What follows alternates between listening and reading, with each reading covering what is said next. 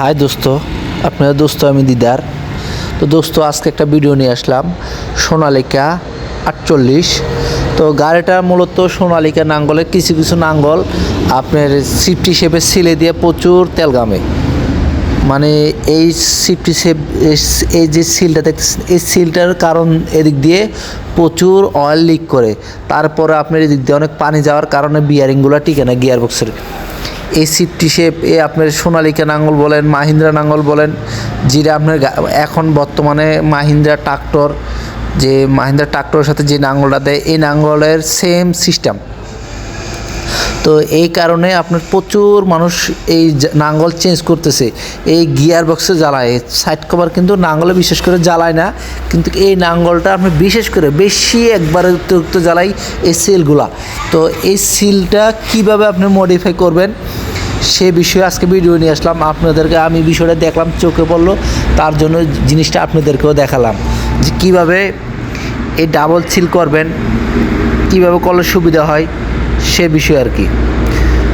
তো আপনি মনে করেন এইটা একটা ফাইবারের বুশের মনে করেন অর্ধেক কাটলাম চিকন করে, অর্ধেক ওভার সাইজ, মুখটা ঢুকছে আর অর্ধেকটা বাইরে থাকবে। আপনার বাইরে দিয়ে মনে করেন আপনার ময়লা চলা কভারেজ করবে। তারপর হচ্ছে এটা ভিতরে ডাবল সিল দেওয়া হয়েছে, মাস্কিন আঙ্গলের ডাবল সিল দেওয়ার কারণ হয়েছে যে আপনার একটা অয়েল লিক করলে আরেকটা যেন লিক না করতে পারে।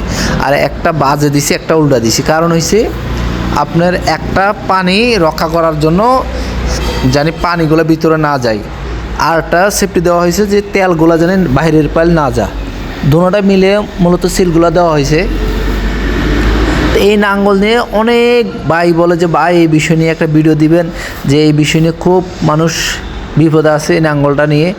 এই সিল কমন বিষয়, সিল কাটবেই, অল্প দিন চালাইতে পারে না আবার সিল কেটে যায়, অল্প দিন চালাইতে পারে না সিল কেটে যায়। আমি অনেক গাড়ি বিশেষ করে এই মডিফাই করছি, তারপর চিন্তা ভাবনা আসলো যে একটা মডিফাই করি, তারপর মাথায় বুদ্ধি আসলো এইভাবে করলে মনে হয় ভালো হবে। তারপরে এই বুদ্ধি খাটে এই জিনিসটা করলাম। তো যাদের মাস্কি শক্তিমান নাঙ্গল বা বলেন আপনার ওই যে সোনালিকার যে নাঙ্গলটা আসে, সোনালিকা নাঙ্গল বা মাহিন্দ্রা গাড়ির সাথে যেটা আসে সেটা, যাদের এই সিস্টেমের নাঙ্গল লক সিস্টেম, তো তারা বিশেষ করে এই সিস্টেমটা করার চেষ্টা করবেন। আশা করি আপনি জিনিসটা খারাপ হবে না, ভালো হবে। কেন আমি যে লাগাইছি রেজাল্ট খুবই ভালো, বিয়ারিংও ভাঙে না সহজে, আপনার লংজিভিটি অনেক করে, তারপর তেলও গামে না, পানিও ঢুকে না, অনেক লংজিভিটি। তো অনেক যারা একবার এটা লাগাবেন তারা অন্যরকম একটা মজা পাবেন।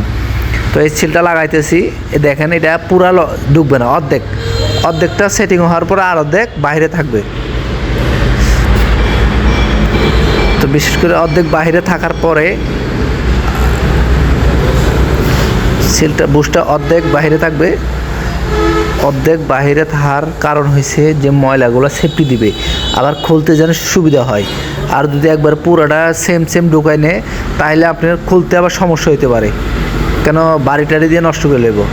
এরপর সেটিং করলাম যে 100 এখন আবার দেখলাম যে বুশটা বাইরে হয়ে যায় নাকি না, হালকা জাম রাখছি, জানি এটা ফিটা দিয়ে টাইট করে ঢুকান লাগে, কেন লুজ হলে তো বাইরে হয়ে যাওয়ার সম্ভাবনা থাকবে। আর বিয়ারিং গোড়ায় তো লক আছে। তো বিশেষ করে দুইটা সিল দেওয়াতে খুবই ভালো হয়েছে, খুবই আনকমন একটা সিস্টেম হয়েছে। এখন আমি নাঙ্গলটা ঘুরে দেখাবো আপনাদেরকে। তো দোস্ত যারা আমার ভিডিও দেখছেন অবশ্যই লাইক সাবস্ক্রাইব করে দেবেন। যে এখন নাঙ্গলটা ঘুরান দিতেছি, দেখেন একদম নিখুঁতভাবে ঘুরতেছি, কোনো শব্দ নাই, একদম